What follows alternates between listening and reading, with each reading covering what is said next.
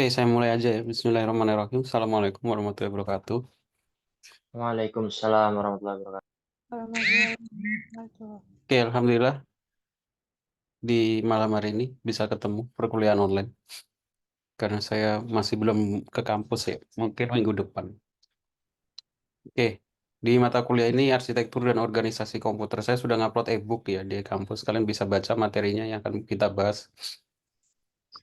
Di sini ada berapa bab ya? Udah 9, 10, 13 sesuai pertemuan. Ini bab 1 pengantar arsitektur dan organisasi komputer. Kemarin sudah saya bahas ya tentang definisi komputer,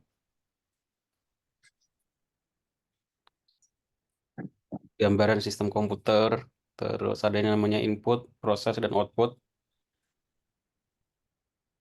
Kemampuan komputer mempunyai kecepatan dan ketepatan dalam mengolah data dan menghasilkan informasi. Sebagai mahasiswa teknik informatika sih, saya harap masing-masing sudah paham tentang komponen-komponen dalam komputer ya. Kalau belum pernah atau belum pernah sama sekali ya, mungkin bisa lihat di YouTube atau di video gitu ya, yang menjelaskan tentang komponen komputer. Karena untuk detail tiap penjelasan itu kayaknya di jurusan lain informatika juga nggak akan dijelasin nih.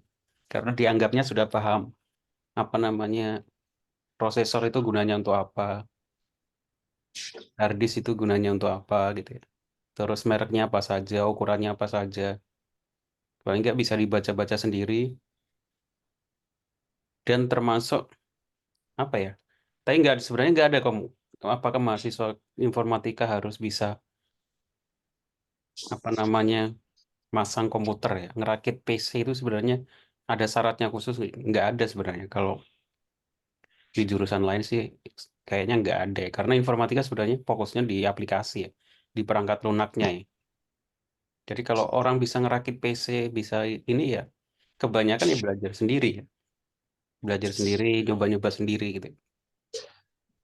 Karena itu bisa dipelajari. Apalagi sekarang sudah banyak teori atau media pembelajaran ya, lewat YouTube atau lewat media lain sangat mudah.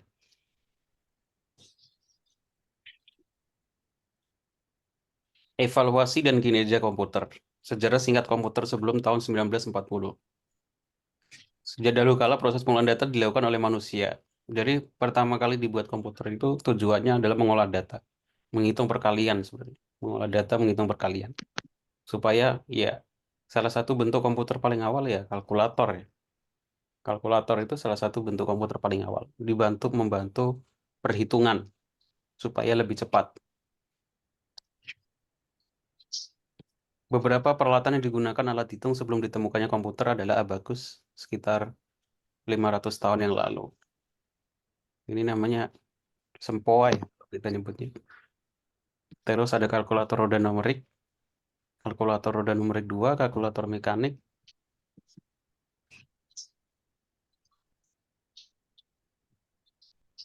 Setelah tahun 1940, perkembangan di komputer setelah tahun 40 dibagi menjadi 5 generasi.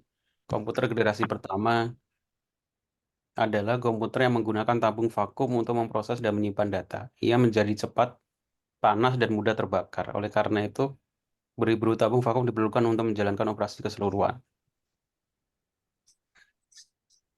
Terus ada komputer ENIAC, Electronic Numeric Integrated and Calculator, dirancang oleh Dr. John Maudsley. Kalau dalam bidang kecerdasan buatan itu orang mengenalnya ini ya, apa namanya, penemu Enigma gitu ya, mesin Enigma ya. Kalau saya sarankan nonton film Enigma ya. Udah pernah nonton belum ya? Ini juga Udah. Alan Turing ya, penemu awal ya disebut bapak komputer ya, karena dia menemukan mesin Enigma. Enigma. Saya sarankan sih nonton ya, kayaknya ada.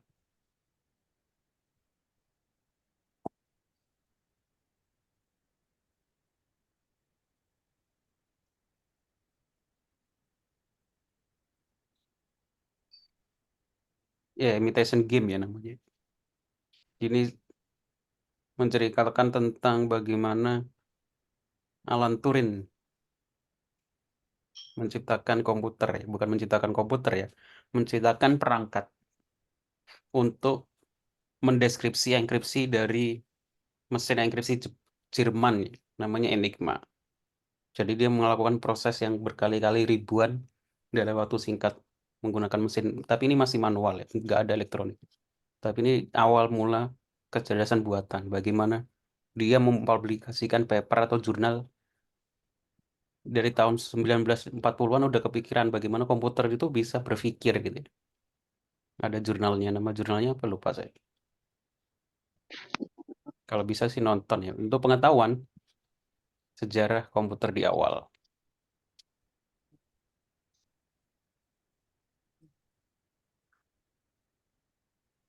Ini saya harap sih kalian bisa baca sendiri ya. Kalian arsitektur komputer itu nggak ada teori, nggak ada praktek ya. Saya kira cuma teori. Mungkin nanti prakteknya saya akan tambahkan materi tentang gerbang logika sama ini ya, operasi biner gitu ya. Walaupun nanti mungkin kalian dapat di mata kuliah lain, tapi kan biar lebih paham gerbang logika sama biner apa bilangan yang ada dalam dunia komputer ya. Ada biner, heksadesimal, desimal, oktal.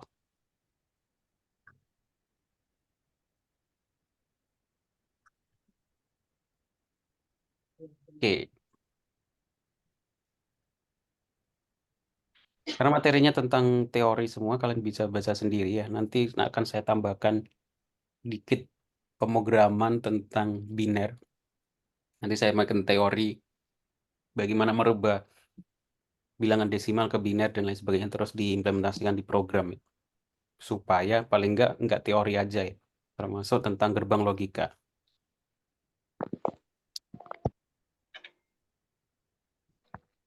Minggu depan kita akan bahas tentang sistem operasi.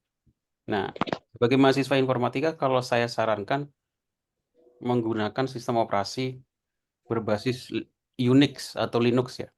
Ya kalau punya uang beli iOS ya, tapi kan mahal. Kenapa saya sarankan itu? Karena Windows itu case sensitif ya.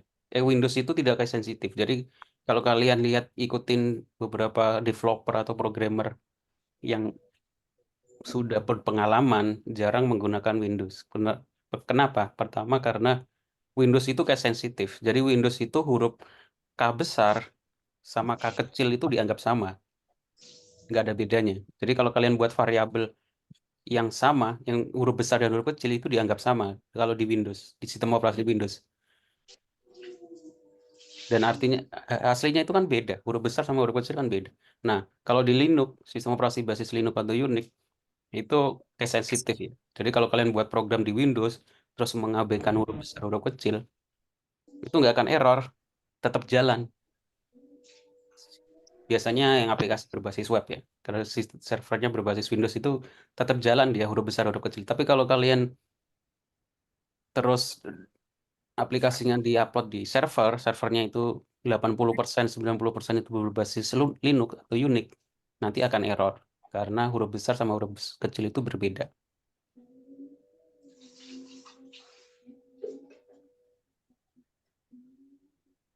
Itu saja ya. Nanti minggu depan kita bahas Linux. Mungkin saya akan tambahkan materi tentang Linux juga ya.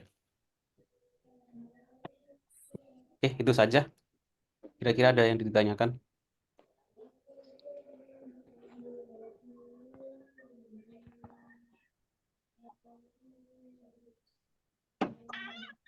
Kalau nggak ada, saya cukupkan ya. Ini perkuliahan saya rekam, jadi nanti yang telat nanti bisa lihat rekamannya. Untuk yang belum absen, silakan klik tombol online ya. Untuk klik tombol online itu sekaligus absensi. Jadi absensinya lewat apa? Ketika kalian ngeklik tombol online ini, itu adalah absen. Oke, oke. Terima kasih yang sudah datang. Saya cukupkan perkuliahan kita hari ini. Nanti kita lanjut di minggu depan. Terima kasih. Assalamualaikum warahmatullahi wabarakatuh. Waalaikumsalam Waalaikumsalam warahmatullahi Waalaikumsalam wabarakatuh. warahmatullahi wabarakatuh.